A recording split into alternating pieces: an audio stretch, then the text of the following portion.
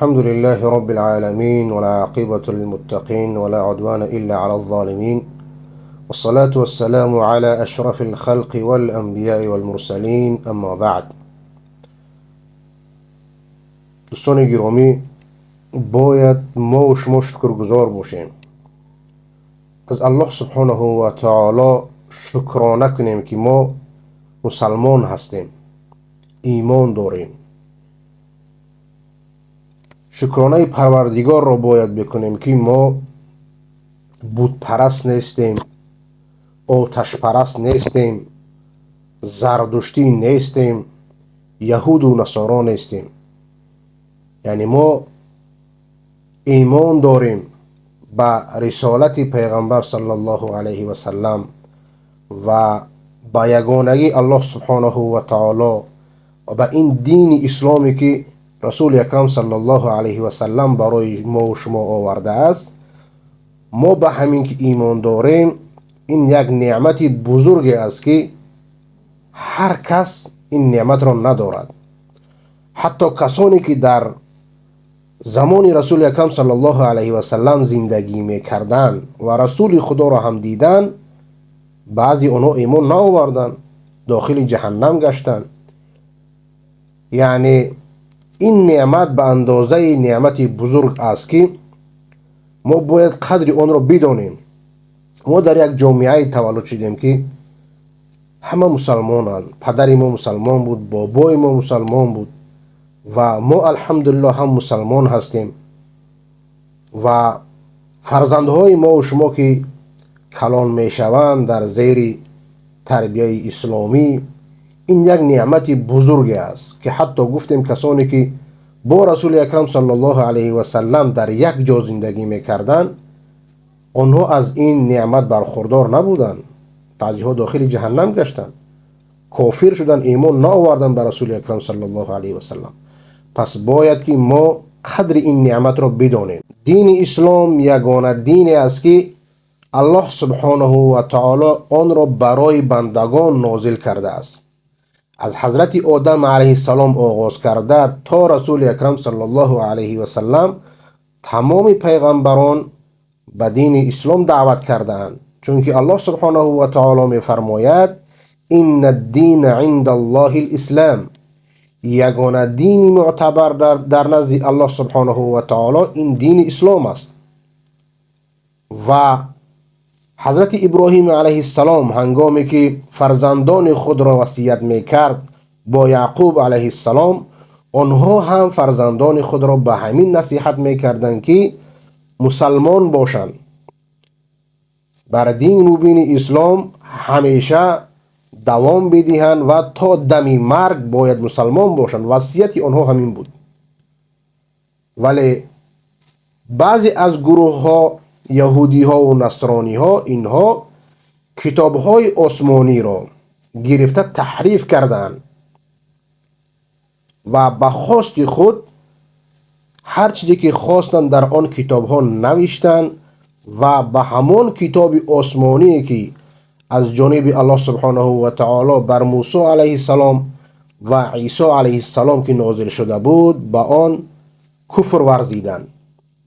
از همین لحاظ آنها را ما کافر به همون کتاب آسمانی که برای آنها نازل شده بود، از همون خاطر آنها را ما کافر میدانیم، یا که یا یهودی ها یا نصرانی ها باشند.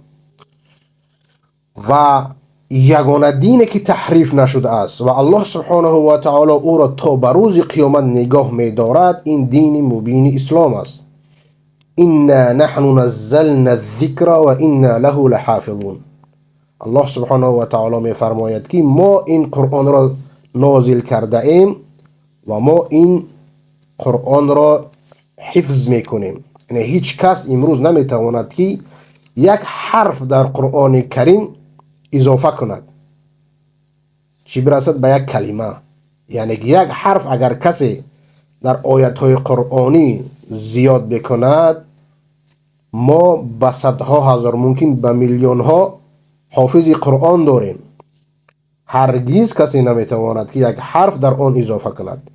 این است نگهبانی الله سبحانه و تعالی از این دین و از این کتابی مقدس ما باید شکرگزار باشیم که یگانه کتابی که امروز با علم و ترقیات هم قدم است این کتاب قرآن است. 1400 سال قبل وقتی که آیات ها نازل شد بر رسول اکرم صلی الله علیه و سلم، این همه چیزهایی که امروز علما ثابت میکنن آن را نمیدانست، لیکن وحی الهی که بود امروز علما آن را اثبات میکنن.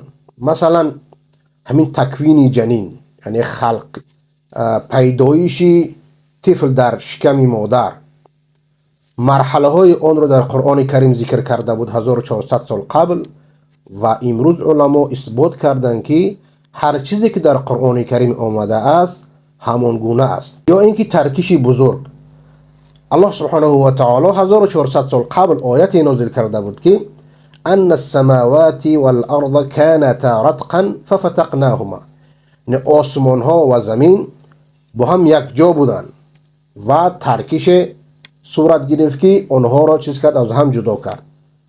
امروز علما همون را اثبات کردند که در حقیقت یک ترکیش بزرگ رخ داده است در قدیم الایام. یا اینکه الله سبحانه و تعالی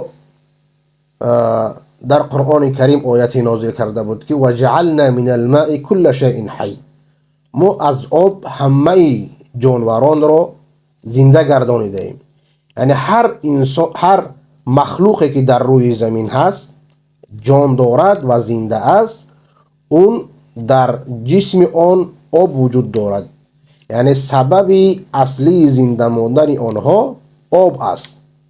امروز علما این را اثبات کردند که همین تمام کائنات، تمام مخلوقاتی که زنده هستند اینها در وجود خود آب دارند.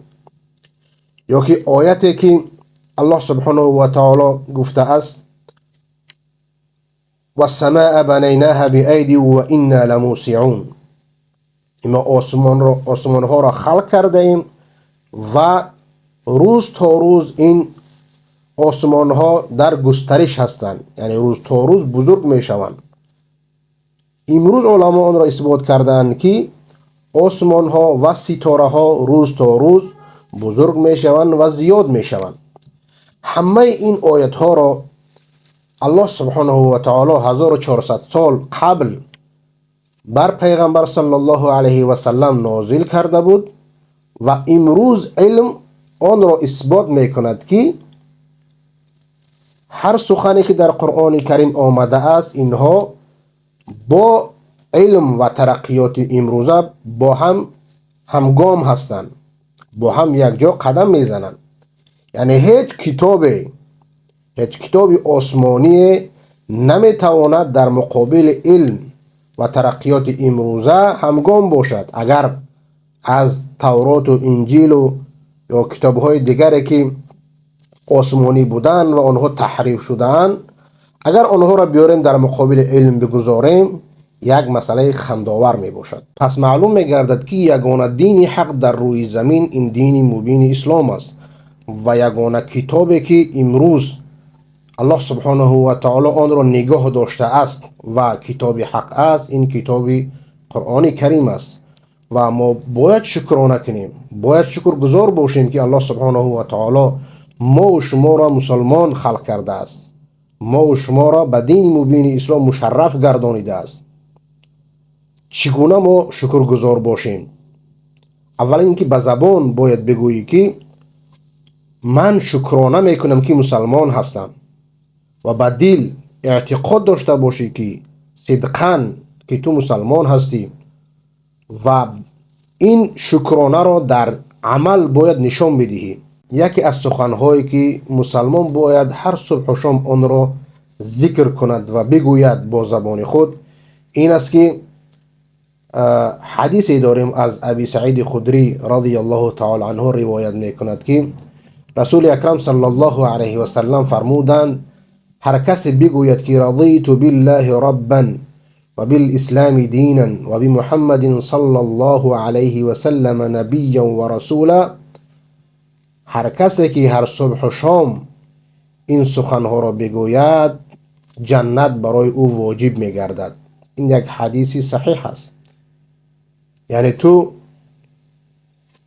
قناعت و اکتفا به این میکنی که پروردگار تو الله سبحانه و تعالی است و دین تو دین مبین اسلام است و پیغمبر تو رسول اکرم صلی الله علیه و سلم است. یعنی این شکر زبانی است، باید انسان این را هر صبح و شام بگوید. و شکر قلبی این است که وقتی که این سخنها را میگویی، وقتی که تو مسلمان هستی، باید همه این را بدیل تصدیق بکنی. تمام سخنهایی که در قرآن آمده است و وحی الهی است، آن را باید از قلب تصدیق بکنی. این را شکر قلبی میگویند. و شکر عملی این است که هر تعالیمی که در دین مبین اسلام آمده است باید پابند او باشی و این دین را برای دیگران برسانی. شکر دین مبین اسلام همین است که باید تعلیمات این دین را برای دیگران برسانی. یک امریکایی وقتی که نو مسلمان شده بود میگفت که میگریست و میگفت که شما دیر کردید. یعنی من دیر فهمیدم که یک دین وجود دارد به نام اسلام. چرا شما اینقدر دیر کردید که پدر و مادر من از اسلام بیخبر از دنیا گذشتند؟ یعنی رساندن این دین یک وظیفه هر یک مسلمان است که باید با یک حکمت و یک طرز خوب برای مردم باید برسانیم. السلام علیکم و رحمت الله و برکاته.